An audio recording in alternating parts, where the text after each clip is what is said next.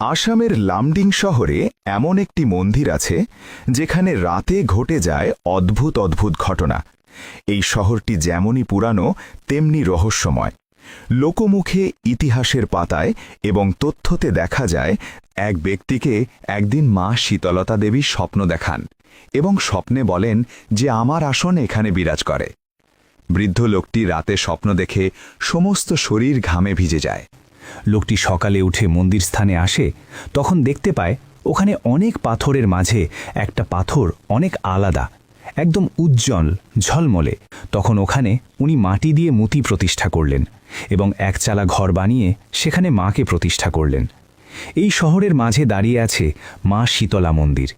ওই অঞ্চলে দেখা গেল কিছুদিন পর গুটি বসন্তের প্রভাব দেখা দিয়েছে এবং সেই গুটি বসন্ত সমস্ত দিকে ছড়িয়ে গেল। লোকজনে কোনো উপায় না পেয়ে মায়ের শরণাপন্ন হল। রাতে মায়ের পূজা অর্চনা করল।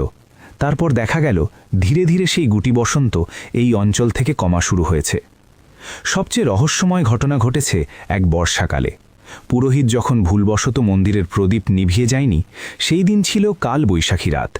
সেই রাতে প্রবল বর্ষণে সমগ্র গাছ ভেঙে মানুষের ঘরে পড়া শুরু করেছে, কিন্তু সেই একচালা মন্দিরের দরজা দিয়ে একটুও বাতাস মন্দিরে ঢোকেনি।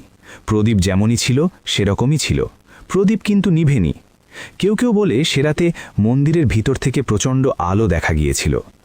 লোকমুখে প্রচলিত কথাগুলো সত্যি না কল্পনা সেটা কেউ বলতে পারবে না, কিন্তু এই মন্দিরের রহস্য লাখ লাখ মানুষকে এখানে টেনে আনে।